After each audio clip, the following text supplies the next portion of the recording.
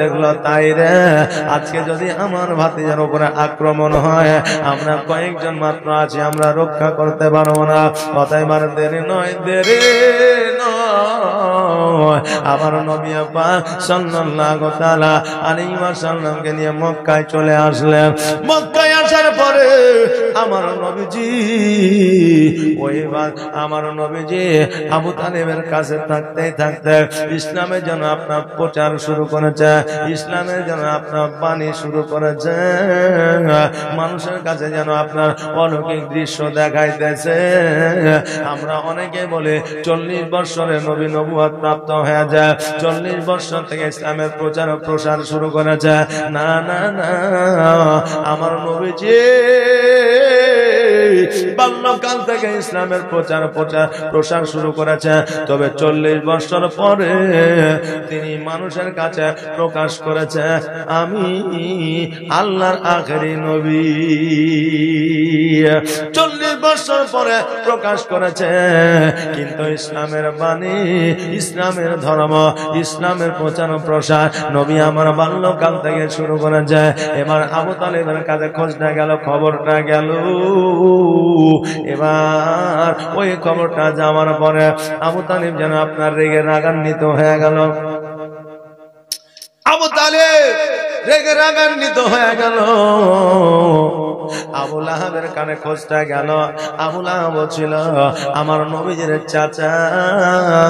ওই আবু লাহাবের কাছে আপনার খবরটা গেল। আর যেমনই খবরটা যাওয়া,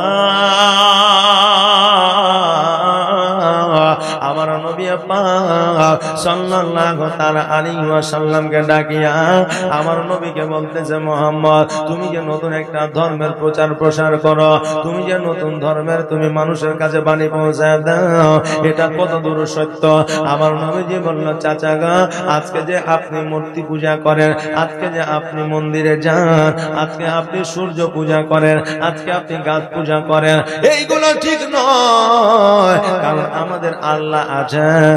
এই পাথর কাকর গুলো আমাদের কোনদিন প্রভু হইতে পারে না। কালেমাটা তুমি পড়ে না, আল্লাহ এক, ওয়াহদাহু লা শারীকা লাহু। আমি নবী, আমাকে আল্লাহ পয়গম্বর করে জগতের মধ্যে পাঠিয়েছে। নবীজির এই কথা শুনিয়া আবু লাহাব যেন রাগান্বিত হয়ে গেল। থাকতে না পারিয়া আমার নবীজির গালে যেন একটা চড় যেন মেরে দিল। যেমন একটা চড় মেরে দেওয়া, আমার দয়ার নবী, মায়ার নবী সাল্লাল্লাহু তাআলা আলাইহি ওয়াসাল্লামের দুই চোখ দিয়ে যেন অশ্রু ঝরে গেল। আর যেই গালে আপনার চড়টা লেগেছে, যেই গালে আপনার চড়টা মেরেছে, ওই গালটা যেন আপনার ফুলে গেল। চাচা আমির হামজা ছুটে এসে দৌড়ে এসে আমার নবীজিকে বুকের মধ্যে জড়িয়ে ধরে বলে, ভাই আজকে তুমি কার গায়ে হাত দিয়েছ? আজকে আমার ভাতিজা মুহাম্মদ, যার আব্বা নাই মা নাই, যার জগতে কেউ না, তাকে তুমি চড় মেরেছ। আজকে যদি তার আব্বা জগতের মধ্যে বেঁচে থাকতো, তুমি কি তাকে চড় মারতে পারবে? আজকে যদি আমার আব্বা আব্দুল মুত্তালিব বেঁচে থাকতো, আজকে তুমি কি তাকে চড় মারতে পারতে? ও ভাই গো,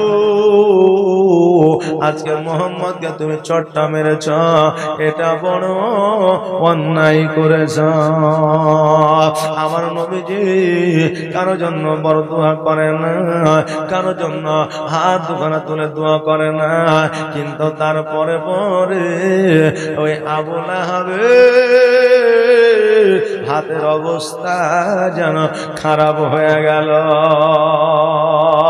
হাতের অবস্থা যেন খারাপ হয়ে গেল। আমার আল্লাহ পাক রব্বুল আলামিন কোরআনুল মাজিদের মধ্যে যেন একটা সূরা নাজিল করে দিলেন, তাব্বাত ইয়াদা আবি লাহাব ওয়া তাব্বা মা আগনা আনহু মালুহু ওয়া মা কাসাব। বাবাজি ভাইরা, আমার মায়েরা, আমার দয়ার নবী, মায়ার নবী সাল্লাল্লাহু তাআলা আলাইহি ওয়াসাল্লাম ওইখান থেকে আপনার প্রচার প্রসার শুরু করে দিল। ও বাবারা, আজকে যে আমরা ইসলাম ধর্ম পেয়েছি, এই ধর্মটা আমাদের অতি সহজে আসে না। এই কলেমাটা আমরা অতি সহজে পাই না। এই কলেমাটা আমরা অতি কষ্ট করে পেয়েছি। এই কলেমা আমরা অতি কষ্ট করে পেয়েছি। নবীজি কত আঘাত, কত যন্ত্রণা, কত ব্যথা, কত বেদনা সহ্য করে তারপরে আমরা এই ধর্মটাকে নিয়ে এসেছি, এই ধর্ম পেয়েছি। বাপজি ভাইরা, আমার মায়েরা, তো যত আপনারা এই ধর্মটাকে ভালোবাসবেন, যত ভয় করবেন, ভীতি করবেন, তত আপনাদের লাভ আছে। মায়েরা বসেন, বসেন। ওইদিকে কি হয়েছে দেখছে, লোক আছে, আপনারা বসেন, চেঁচামেচি করিয়েন না, বসেন। একবার দরুদ পড়ে আল্লাহুম্মা সাল্লি আলা মাওলানা মুহাম্মাদ ওয়া আলা আলি মাওলানা মুহাম্মাদ। বসেন, বসেন। এই মায়েরা বসেন। অত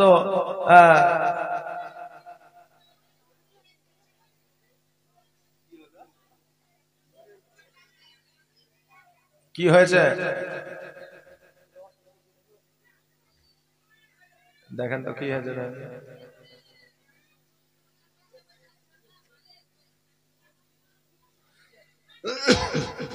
যাক, সুবহানাল্লাহ।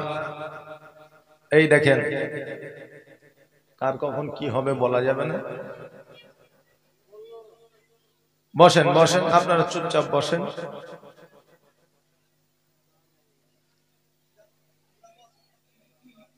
বসেন। কোথায় বাড়ি? এটাই বাড়ি? তো ওটাই যদি বাড়ি হয় তাহলে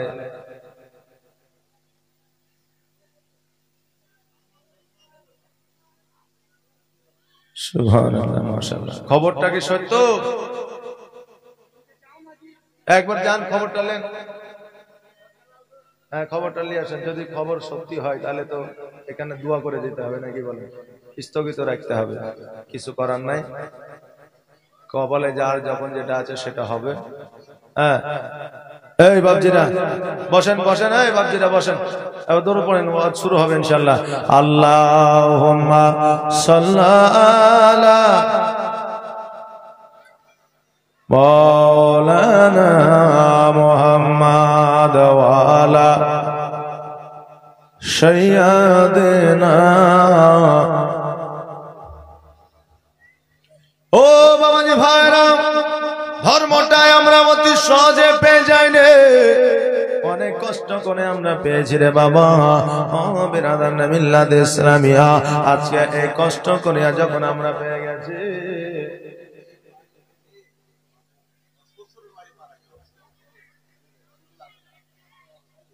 এই দেখো শ্বশুরের গ্রামে মারা গেছে, তাই এখানে এত কায়দার হওয়ার পড়েছে। হ্যাঁ, এই বসেন। সুবহানাল্লাহ, দোয়া হবে ইনশাআল্লাহ, দোয়া হবে। বসেন, বসেন।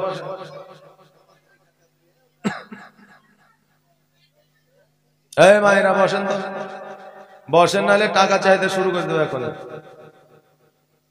তখন পরে নিয়ে মৌলবি ওয়াজ করলেন না। হ্যাঁ, সুবহানাল্লাহ, সুবহানাল্লাহ। বসেন, ওয়াজ হবে। দরুদ পড়ে আল্লাহুম্মা সাল্লি আলা মাওলানা মুহাম্মাদ ওয়া আলা আলি মাওলানা মুহাম্মাদ। ও আমার মা খালারা, আমার বাপজি ভাইরা, শুনেলেন, জেনেলেন, আমার নবীজি কত কষ্ট করেছেন গো। আর আজকে আমরা এত সহজে পাওয়ার পরেও আজকে আমরা নামাজ পড়ি না, রোজাও করি না, টাকা থাকলে হজ করি না। হজ যার কপালে লাগা আছে সেই হজ করবে, টাকা থাকলে হাজি হওয়া যায় না, টাকা থাকলে হজ করা যায় না। বাপজি ভাইরা, আরে বেরাদার, নামাজও পড়ার একটা সময় থাকে, ওই সময়ে যদি আমরা নামাজে হাজির না হতে পারি তো আল্লাহ অন্তরের দেহে আমাদের দিলে এমন ভাবে মোহর মেরে দিবে যে মরা পর্যন্ত আর মসজিদে যাওয়া তো দূরের কথা, নামাজ কি জিনিস তাই আমরা জানতে পারবো না। আল্লাহ অন্তরে মোহর মেরে দিবে লাগে। অতএব সময় থাকতে নামাজ পড়ুন, সময় থাকতে রোজা করুন, হ্যাঁ সময় থাকতে একটু আল্লাহ বিল্লাহ করুন। কারণ আল্লাহ বিল্লাহ না করে যদি জীবন যাপন করেন, আপনার মওতের সময়ও হয়তো আপনি আল্লাহ নামটা ডাকতে পারবেন না, নবীর কলমাটা পড়তে পারবেন না। অতএব আপনারা আল্লাহকে ডাকেন। এখন তো আমাদের এমন জুয়ান যুবক ছেলে আছে যারা নামাজ কিভাবে পড়ে জানে না। আমরা অনেক মুসল্লি আছি, বয়স হয়ে গেছে, জোহর আসর মাগরিব এশার নামাজ কোনটাকে বলে তাই জানে না। আমাকে হঠাৎ করে বলছে যে একজন ফোন করেছে, আসসালামু আলাইকুম। আমি বললাম ওয়ালাইকুম সালাম। কোথা থেকে বলছেন? তো চমক যাইতে বলছি। বলেন তো। বলছে আমার পোতার মুসলমানি দিব, তো একটা মিলাদ করবো। মিলাদ করবেন? বলে হ্যাঁ। বলে কবে? বলে অমুক দিন। তো কটার সময়? তো যে সন্ধ্যার পরে। তা আমি বললাম ঠিক আছে, আমি পৌঁছে যাবো ইনশাআল্লাহ। তো বললো তাহলে আপনি কখন আসবেন? আমি বললাম মাগরিবের পরে। তো ঘুরিয়ে বলছে মাগরিব কোনটাকে বলে? আমি বললাম যে তোমার দাদা আপনার মায়ের নামে সুবহানাল্লাহ দোয়া হবে ইনশাআল্লাহ, দোয়া করে দেবো শেষে। এই দেখেন একজন ভাই আমার ওনার মায়ের নামে 500 টাকা দান করেছে। আল্লাহ যেন দানকে কবুল করে, সকল বলেন আমিন সুম্মা আমিন। তো এই দেখেন বলছে যে মাগরিব কোনটাকে বলে, এই কথা বলছে। আমি বললাম যে আপনার পোতার মুসলমান যেহেতু তো বয়স কম্পালসারি 45-50 হবে, তো এই 45-50 বছরে যখন আপনি মাগরিবের নামাজ কোনটাকে বলে, মাগরিবের আজান কোনটাকে বলে তাই বুঝলেন না, তা আমি 2 ঘন্টা ওয়াজ করলে আপনি আর কি বুঝবেন? তো এলাকায় যদি কোনো মৌলবি থাকে তো মিলাদ করেলেন, আমি আর যাব না, আমি আর যাবো না। তো এইরকম মুসল্লি অনেক জগতের মধ্যে আছে, বুঝলেন? অনেক যুবক আছে নামাজ জানে না, কিন্তু দেখবেন বিয়ের যখন সময় হয় তখন কিছু মুসল্লি আছে যুবক খুব ঘন ঘন মসজিদে যায়। বিয়ে যেমন হয়ে গেল ওই মুসল্লিকে আর খুঁজে পাওয়া যায় না, ওই মুসল্লিকে আর খুঁজে পাওয়া যায় না। নতুন বিয়ে হয়েছে, শ্বশুর বাড়ি গেছে, এবার শ্বশুর বাড়িতে যা শাশুড়ি বলছে হ্যাঁ গো জামাই নামাজটা পড়ে আসো, আজকে জুম্মার দিন, আর নামাজটা যদি না পড়ো তো লোকে বলবে দেখ এমন একটা জামাই যে জুম্মাটাও পড়ে না। তো জামাই বলছে মা জীবনও তো নামাজ পড়েনি। তো নামাজ পড়া আবার শিখতে হয় নাকি? মসজিদে যাবা, দেখবা যে যেমন করে নামাজ পড়ছে অমনি করে দেখে দেখে পড়ে নিবা। তো দেখে নামাজ পড়া মুসল্লি আছে না? নাই আছে। নামাজে দাঁড়িয়ে গেল, আল্লাহু আকবার, তাকাইছে এদিকে ওদিকে সেদিকে, নামাজের দিকে খেয়াল নাই। ওকে যদি বলে ভাই ইমাম সাহেব যে সূরা পড়লে, তো কোন সূরা পড়লে? বলে জানি না। বলে মসজিদে ফ্যান করা ছিল 16টা। সূরার দিকে ধ্যান নাই, কিন্তু মসজিদে ফ্যান কটা আছে আমার জানা আছে, কারণ ও তাকিয়ে তাকিয়ে ফ্যান গিলা করে নিয়েছে। কথা বুঝলেন না? তো এইরকম নামাজে আমাদের আছে। বাপজি ভাইরা, আমার মায়েরা, চোখটা বলছিলাম যে এই দেখেন ওই যুবক কিন্তু বলছে তাহলে একটা লুঙ্গি দেন। শ্বশুরের লুঙ্গি নিয়ে মসজিদে চলে গেছে। এবার মসজিদে যাওয়ার পরে দেখছে সবাই নামাজ পড়ছে, একমাত্র ইমাম সাহেবই বসে আছে। তো সবকে সরায়া হটায়া যায়, ইমাম সাহেবের পেছনে বসে আছে। আমাদের এরকম মুসল্লি আছে না জুম্মার দিনে হটিয়ে হটিয়ে আগে যা বসে। ও জানে যে আগের কাতারে নেকি বেশি, কিন্তু এটা জানে না যে সরিয়া আগের কাতারে বসলে যতটা নেকি হবে তার চেয়ে বেশি মাইনাস হয়ে যাবে, এটা ও জানে না। যখন যাবেন তখনই সেই জায়গাতে বসবেন, আগে যাওয়ার দরকার নাই। তো এই যুবক আগে যা বসেছে। এবার খুতবা হয়েছে, খুতবা হওয়ার পরে একামত হয়েছে, একামত হওয়ার পরে ইমাম সাহেব নামাজে দাঁড়াইছে। নামাজে দাঁড়ার পরে যখন সূরা পড়েছে আলহামদুলিল্লাহি রাব্বিল আলামিন আর রহমানির রহিম মালিকি ইয়াউমিদ্দিন ইয়্যাকা না'বুদু ওয়া ইয়্যাকা নাস্তাঈন ইহদিনাস সিরাতাল মুস্তাকিম সিরাতাল লাযিনা আন'আমতা আলাইহিম গায়রিল মাগদুবি আলাইহিম ওয়ালাদ-দাল্লিন আমিন। বিসমিল্লাহির রহমানির রহিম। এবার একটা সূরা মিলিয়েছে, সূরা মিলিয়ে আল্লাহু আকবার যখন রুকু সেজদায় গেছে, জামাইও গেছে। আর যেমনই জামাই গেছে, জামাই তো নতুন লুঙ্গি পেছন দিকে বাড়িয়েছে। আর যেমনই বাড়িয়ে যাওয়া জামাইয়ের লুঙ্গিতে এক মুসল্লির মাথা বাইধা জামাইয়ের লুঙ্গি উঠেছে। আর যেমনই উঠে যাওয়া তো জামাই মনে করছে নামাজের মধ্যে মনে হয় আছে। বুঝলেন না? ভাবছে অনেক নামাজের মধ্যে আছে, পরের রেখাতে যখন ইমাম সাহেব রুকু সেজদায় গেছে, ওই জামায় প্লেস করে ইমাম সাহেবের লুঙ্গিতে মাথা ঢুকিয়ে ইমাম সাহেবের লুঙ্গিকে তুলে দিয়েছে। ইমাম সাহেব বলছে পাগলা কোথাকার, তুইও বলছে পাগলা কোথাকার, ভাই যে ইয়াও নামাজে আছে। আচ্ছা, ও নামাজ তো কোনোদিনই পড়তে যায়নি, তো নামাজে এইগুলা হয়েছে, তুই ভাবছে এগুলা নামাজের মধ্যে আছে।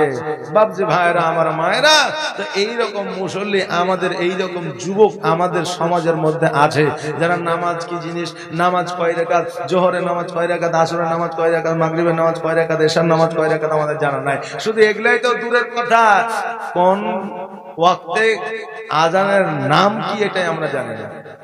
যে কোন ওয়াক্তে আজানের নাম কি এটাই আমরা জানি না।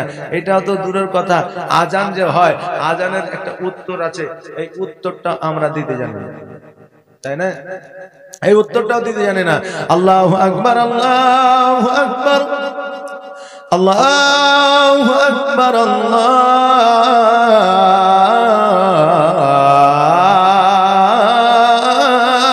আকবার। এখানে উত্তর দিতে হবে আল্লাহু আকবার, আল্লাহু আকবার বলছে, তো এখানে আপনাকেও বলতে হবে আশহাদু আল্লা ইলাহা ইল্লাল্লাহ,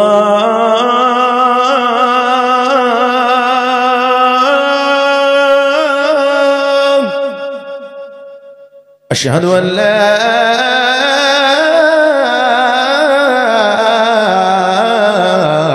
ইলাহা ইল্লাল্লাহ,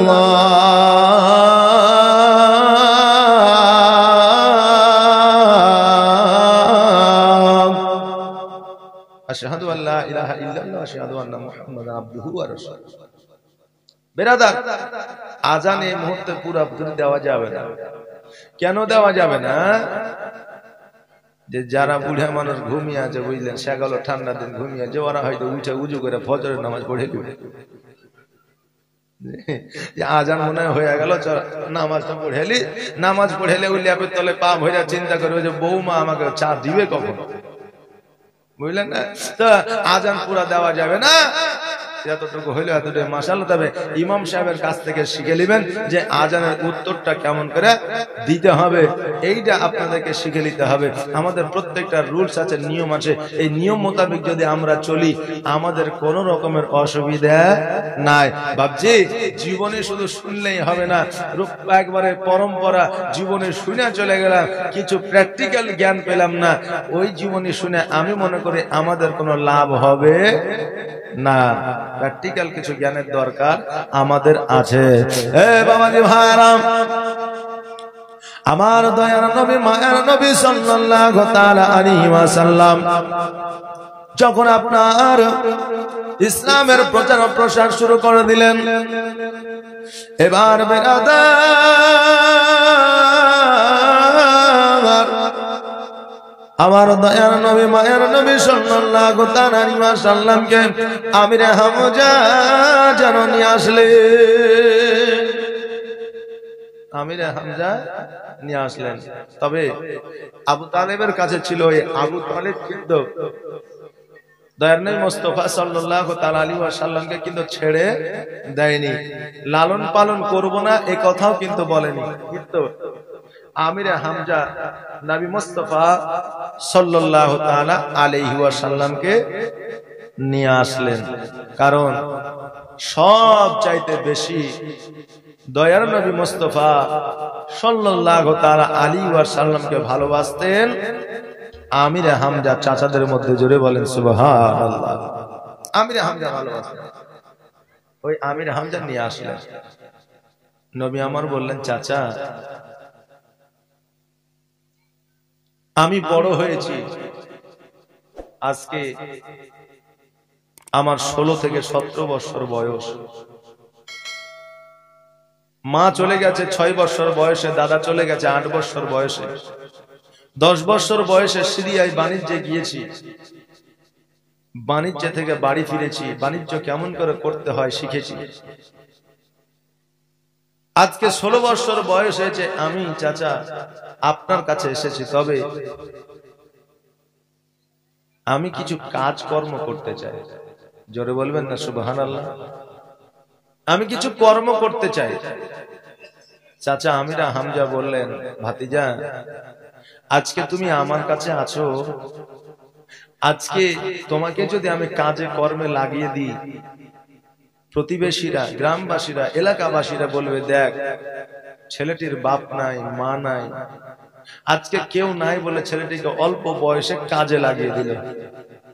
জি, এতিম সন্তানদের লালন পালন করলে দেখবেন অনেক জ্বালা হয়।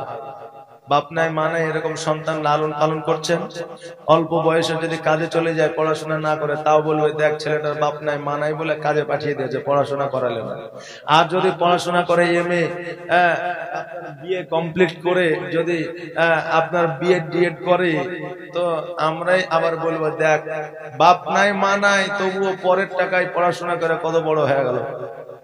জি, তো ডেভেলপ করলেও কথা হয়, আপনার পড়াশোনা না করলেও কথা হয়। তো এতিম সন্তানদের লালন পালন করলে আপনার দেশের মধ্যে, গ্রামের মধ্যে, এলাকার মধ্যে একটু বদনাম আসবে, কিন্তু আমার আল্লাহ পাক রব্বুল আলামিনের কাছে আপনার শান ও মান উঁচু হয়ে থাকবে। জোরে বলেন সুবহানাল্লাহ। ওই এত চেঁচামেচি কেন? কালকে তো হয়নি, চা তো কালো হয়েছে, পরশু দিনও হয়েছে নাকি? এরম তো হয়নি।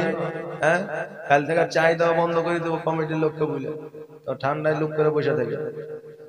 হ্যাঁ সুবহানাল্লাহ। বাবা যে ভাইরা, আমার মায়েরা, এই দেখেন আমার দয়ার নবী, মায়ার নবী সাল্লাল্লাহু তাআলা আলাইহি ওয়াসাল্লাম বলে, চাচা গো আজকে আমি বড় হয়েছে, আমি কিছু কাজ কর্ম করতে চাই, আমি কিছু কর্মের মধ্যে যুক্ত হয়ে যেতে চাই। চাচা আমির হামজা বলল, ভাতিজা আজকে তোমাকে আমি লালন পালন করতেছি, আজকে যদি তুমি কাজে কর্মে লাগে যাও, আমাদের গ্রামের মধ্যে খারাপ নজরে দেখবে। আমার দয়ার নবী বললে, শোনা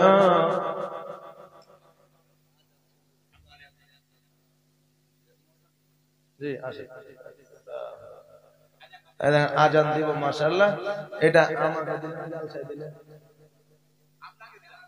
আমাকে দিলে যাক মাশাআল্লাহ, না একটু খুলে নিতে হবে, না হলে পকেটে ভরে নেব, কমিটির লোকেরা রাইয়া যাবে, মূল্যটা পকেটে ভরে দিয়েছে নাকি। তো মাশাআল্লাহ আজান হবে, একটু ধৈর্য ধরে বসো, একটু জীবনীটা আগিয়ে নিয়ে যায় নাকি। তবে টেনশন নাই, জীবনী আপনাদের 7 দিন করেছেন, এখন 7 দিন জীবনী এলাকা ভিত্তিক করেন। 7 দিন মানে মৌলবীর 7 দিন পর্যন্ত থাকবে গায়ে রে।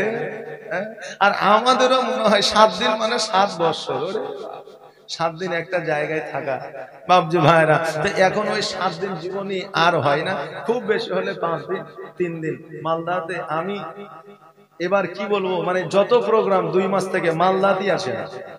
মালদা কোনো জায়গায় বাকি ধুইনি বুঝলেন, কালিয়াচক, পটলডাঙ্গা, আর হচ্ছে আপনার ওই শ্রীরামপুর, তারপরে হচ্ছে আপনার বাবলা, মোথাবাড়ি, এই যে এলাকা, তারপরে মানিকচক, তারপর কুরবানিটোলা, তারপরে চাঁদপুর, তারপরে হচ্ছে আপনার কি বলে যেন রতুয়া, তারপরে এদিকে বিএসএফ মোড়, যত জায়গা ছিল সব শেষ। পরের বছর হয়তো ওকে নেওয়াই যাবে না, সব শেষ করে দিয়েছে নাকি বলে। হ্যাঁ, এই দেখেন আমি 2 মাস থেকে মালদাতে আছি বাবজি ভাইরা। তো এই দেখেন আজকে আমার বন্ধু বলছিল যে এক কাজ করো, মানে আমার বন্ধু হচ্ছে ওবায়দুল্লাহ, নাম জানেন, শুনেছেন কোনোদিন? ওবায়দুল ইসলাম জামালি, ও একজন ভালো বক্তা। আমার বন্ধু আজকে ও আছে রায়গঞ্জের বুকে। তো ও আমাকে বলছে, বন্ধু এক কাজ করো, মালদাতে একটা বাড়ি করলে হবে না? তাহলে আমারও মাঝে মধ্যে থাকা হবে, তুমি তো মালদাতে 2 মাস থেকে আছো। আমি বললাম যে আল্লাহ যদি দেয় তো মালদাতে একটা বাড়ি করবো, যাক, তো থাকা তো হবে কমসে কম। মাশাআল্লাহ, তো থাকার কোনো অসুবিধা হয় না, যেহেতু আপনাদের এই মালদা এলাকার লোক আসলেই ভালো। মালদা এলাকার লোক আলেম ওলামাকে পছন্দ করেন এবং সম্মান করেন, কারণ আমরা 2 দিন 5 দিন 7 দিন যতদিনই জীবনী করি না কেন, আমরা সম্মানের সহিত থাকি। এই সম্মান আপনারা দেন, আর আমার আল্লাহ আমাদের সম্মান বাড়িয়ে দেন। সকলে বলেন সুবহানাল্লাহ। বাবজি ভাইরা, এইরকম মানসিকতা, এইরকম মহব্বত যেন একে অপরের থাকে, সকলে বলেন আমিন সুম্মা আমিন। বাবাজি ভাইরা, এই দেখেন আমার নবীজি বললেন চাচা গো আমার একটু কাজের ব্যবস্থা করে দে, আমি একটু কাজ করতে চাই, কর্ম করতে চাই। আমির হামজা বলল মুহাম্মদ আজকে তোমার বয়স হয়নি, আজকে মাত্র 16 বছর বয়স আছে, আর আজকে তুমি কাজ করবে, কর্ম করবে, কারণটা কি? আমার নবীজি বলল চাচা আজকে যদি আমি কাজ না করি, কর্ম না করি, আমার উম্মতি বলবে শোনো গো আমার দয়ার নবী মায়ের নবী বয়স হয়ে গেছিল তবু কাজ কর্ম করে না, আমরা কেন কাজ কর্ম করব? আমার উম্মতিরা অলসতা করবে। চাচা আমার জন্য দয়া করে একটা কাজের ব্যবস্থা করে দেন। চাচা গো একটা কাজের ব্যবস্থা আমাকে আপনি করে দেন, যেমন করে হোক। আমির হামজা বললাম ভাতিজা কি কাজ তুমি লিবা বলো? কাজের মধ্যে তো ভাগ আছে নাকি? খাতা সারা কাজ আছে, পিয়নের কাজ আছে, গেটম্যানের কাজ আছে, টিচারের কাজ আছে, বহু রকমের কাজ আছে, নাই? হ্যাঁ, কি কাজ নিবা তুমি বলো? আমার নবীজি বললেন চাচা যে রকমই কাজ হোক না কেন হালালি কাজ হলে হবে, আমার আর কোন কাজের দরকার নাই। হালালি কাজ হলে হবে, আর কোন কাজের দরকার নাই। এখন মানুষ সুদে টাকা খাটাচ্ছে আর বলছে একটা এজেন্টের দরকার। সুদে টাকা খাটাচ্ছে বলছে একটা এজেন্টের দরকার। কেমন এজেন্ট? বলছে প্রত্যেক দোকানে দোকানে, প্রত্যেক বাড়িতে বাড়িতে টাকা উঠাইতে হবে। হ্যাঁ, একটা এজেন্টের দরকার। কে আসবে? 5 ওয়াক্ত নামাজ পড়ে। ওই আবার বলছে যে আমাকে কাজটা দিয়েন, বুঝলেন না? ওই বলছে আমাকে কাজটা দিয়েন। এই শোনো, সুদ খাওয়া যতটা হারাম, সুদ নেওয়াও ততটা হারাম, দেওয়াও ততটা হারাম। ওই সুদের সঙ্গে যারা জড়িত থাকবে তারাও ততটাই পরিমাণ গুনাহ অর্জন করবে। নাউজুবিল্লাহি মিন জালিক। অতএব যারা সুদ খেতে লাভ তো তারা করছে জগতের মধ্যে, তারাই তো আপনার সুখের মধ্যে আছে। আর তুমি বেকার টাকা কালেকশন করে দিবা, যে তুমি বেকার গুনাহ নিতে যাবা কেন? হ্যাঁ, তোমাকে তো বেশি দিবে না। কত দিবে? 5,000 10,000 বেতন দিবে। ওই বেতনটা চায়ের দোকানে 2 বালতি করে পানি বহে দিল 20 টাকা করে দিবে, 5টা দোকানে তোমার 10,000 টাকা মাস হয়ে যাবে নাকি? তা হালালি কাজ করো, হারামের কাজ থেকে দূরে থাকো। আল্লাহ যেন সেই তৌফিক দান করেন। সকলে বলেন আমিন। আমার নবীজি বললেন চাচা যে কোনো কাজ হলে হবে, যাতে কাজটা হালালি হয়, হারামের কাজ যাতে না হয়। এবার আমির হামজা রাদিয়াল্লাহু তাআলা আনহু বললে ভাতিজা আমাদের এই মক্কা নগরী কারো কাছে কাজ নাই, আর কেউ এই জগতে এই মক্কা নগরে রাজা নাই। তবে আমাদের একজন রাজা আছে, সে পুরুষ নয়, সে হলো মহিলা, যার নাম হলো খাদিজাতুল কুবরা। যার নাম হলো খাদিজাতুল কুবরা। ওই খাদিজাতুল কুবরা রাদিয়াল্লাহু তাআলা আনহার বাপের নাম ছিল খাওয়াইলিদ। কি নাম বললাম? বাপের নাম ছিল খাওয়াইলিদ। আর খাদিজাতুল কুবরা রাদিয়াল্লাহু তাআলা আনহার মায়ের নাম ছিল ফাতেমা। আর খাদিজাতুল কুবরা রাদিয়াল্লাহু তাআলা আনহার বাপের 4টা সম্পদ ছিল, অর্থাৎ 4টা রাজত্ব ছিল। আর ওই খাদিজাতুল কুবরা রাদিয়াল্লাহু তাআলা আনহার 3টা বিবাহ হয়েছিল। 3টা বিবাহ হওয়ার পরে ওই 3টা স্বামী মারা গিয়েছিল, আর ওই 3টা সম্পদের মালিক খাদিজা হয়েছিল। টোটাল 7টা সম্পদের মালিক। এই 7টা সম্পদের মালিক যখন হয়ে গেল, খাদিজাতুল কুবরা রাদিয়াল্লাহু তাআলা আনহা একজন রানী, আপনার মহারানী হয়ে গেল। খাদিজা রাদিয়াল্লাহু তাআলা আনহা যেন আপনার রাজত্ব চালাই। এইদিকে আমির হামজা বলল আমাদের একজন রানী বাদশাহিনী, যার নাম হলো খাদিজা। ওই খাদিজার বাড়িতে কাজকর্ম চাইতে গেলে হয়তো পাওয়া যাবে। নবী আমার বললেন যদি খাদিজার বাড়িতে কাজকর্ম পাওয়া যায় তো খাদিজার বাড়িতেই আপনি দেখে আসেন। খাদিজার বাড়িতে আপনি দেখে আসেন, যে কাজ পাবো সে কাজই করব।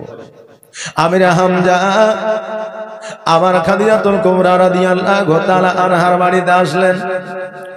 আসার পরে আমির হামজাকে ডাক, আমির হামজা খাদিজাকে ডাক দিয়া বলে, ওগো আমাদের বাদশাহিনী, ওগো আমাদের রানী, আজকে আমার ছোট্ট একটা ভাতিজা আছে যার বয়স হলো 16 বছর। ওই ভাতিজা মুহাম্মদ তোমার বাড়িতে কাজকর্ম করতে চায়, তুমি কি একটা কাজ আমার ভাতিজাকে দিতে পারো?